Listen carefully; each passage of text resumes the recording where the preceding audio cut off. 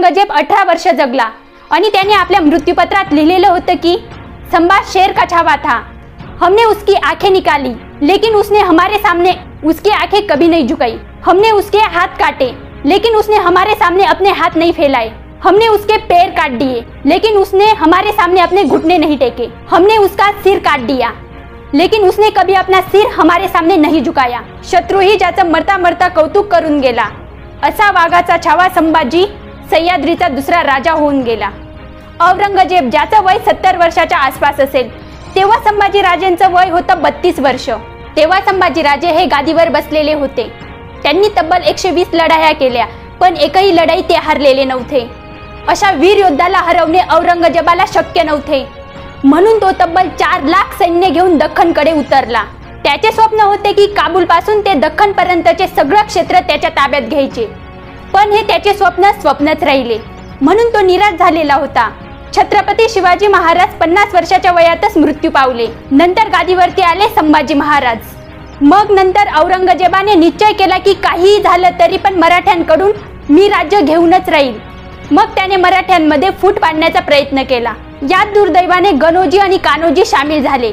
संभाजी महाराजांकडे तकरीबन 45,000 सैन्य होतं। त्यांच्यावर हे गणोजी आणि कान्होजी नजर ठेवत होते आणि त्यांची सगळी हालचाल औरंगजेबाला सांगत होते। यामुळेच आता संभाजी राजांना पकडण्यासाठी औरंगजेब तब्बल 4 लाख सैन्य घेऊन दख्खनात उतरला। कमी सैन्य असल्यामुळे संभाजी राजे पकडले गेले। औरंगजेबाच्या एका सरदाराने संभाजी राजांना ताब्यात घेतले। संभाजी महाराजांचे डोळे फार तेजस्वी होते। त्यांनी नुसती नजरी फिरवली तरी समोरचा माणूस 2 फूट मागे सरकून जायचा।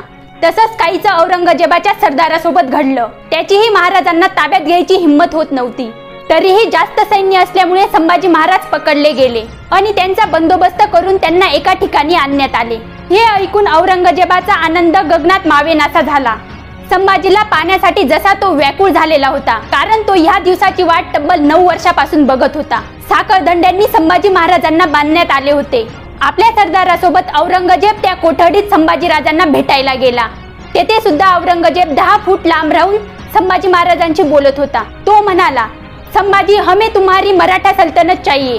कैसे राजा हो तुम संभा, तुम्हारी सल्तनत में हम तुम्हारा एक किल्ला भी जीत न सके। तेवढ्यात एक सरदार बोलला, हुजूर इन्हें इस्लाम पढ़ने को कहिए। तेवढ्यात औरंगजेब बोलला की संभा इस्लाम कभी नहीं पडेगा। संभाजी महाराज बोलले की अरे औरंग्या, आमच्या आबासाहेबांनी हे राज्य उभारलंय, मी त्यातली 1 इंचही जमीन तुला मिळू देणार नाही आणि तुला जे करायचं ते तू करून घे। औरंगजेब बोलला की हम तुम्हें ऐसी मौत देंगे की तुम हमारे सामने दया की भीख मागोगे। तेवढ्यात संभाजी महाराज बोलले की औरंग्या, आम्ही मरायला घाबरत नाही, तू तो सुअर की औलाद है और हम शेर है, शेर की तरह जीते हैं और शेर की तरह मरते हैं। तू ह्या वयात ज्या जमिनीसाठी एवढा जीवाचा आटापेटा करतोय ना, तुझी कबर खोदायला दिल्लीत तर काय, दिल्लीच्या लांब लांब पर्यंत 1ही इंच जागा भेटणार नाही। औरंगजेब बोलला की बहुत जुबान चलती है तेरी, तो इसकी जुबान काट दो, संभा की जबान काट दो। असे ऑर्डर मिळतात। 2 जल्लाद तिथे येतात। ते संभाजी महाराजांची जीभ कापायला पुढे येतात, पण त्यांना बघून पहिले 2 पावले मागे सरकतात। नंतर संभाजी आपला जबडा उघडण्यास तयार नसतात। परत 4-5 लोकांना बोलवण्यात येते आणि त्यांचा जबडा उघडण्यात येतो। नंतर त्यांची जीभ कापली जाते। नंतर औरंगजेब ऑर्डर देतो की उसकी आंखें निकालो। नंतर 2 जल्लाद पुढे येतात। नंतर गरम गरम सलाखीने त्यांचे डोळे काढण्यात येतात। नंतर ते म्हणतात, हमने बहुत लोगों की आंखें निकाली लेकिन इसके जैसी तेजस्वी आंखें हमने किसी की नहीं देखी। नंतर त्यांचे वाघ नखाने पूर्ण अंग सोलण्यात येते। त्यांचे हात कापण्यात येतात, पाय कापण्यात येतात, तरी पण ते रेहमची भीक मागत नाहीत। नंतर एक सरदार येतो त्यांच्या गळ्यातली भवानी माळ काढायला, पण त्यांचा इशारा बघताच तो सरदार मागे होतो आणि ती माळ तशीच राहू देण्यात येते। नंतर ते आपला देह सोडतात आणि शहीद होतात, ते पण आपल्या राष्ट्रासाठी। हे सगळं कळल्यावर औरंगजेब म्हणतो की हे अल्लाह, आपने हमें संभाजी जैसा बेटा क्यों नहीं दिया। संभाजी राजांनंतर त्यांचा भाऊ राजाराम याला गादीवर बसवण्यात येते।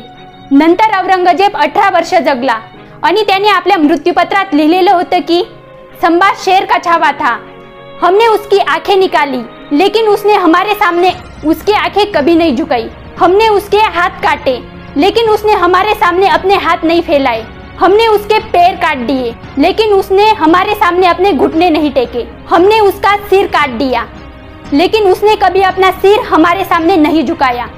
मित्रांनो, तुम्हाला संभाजी महाराजांबद्दल हा व्हिडिओ कसा वाटला नक्की सांगा।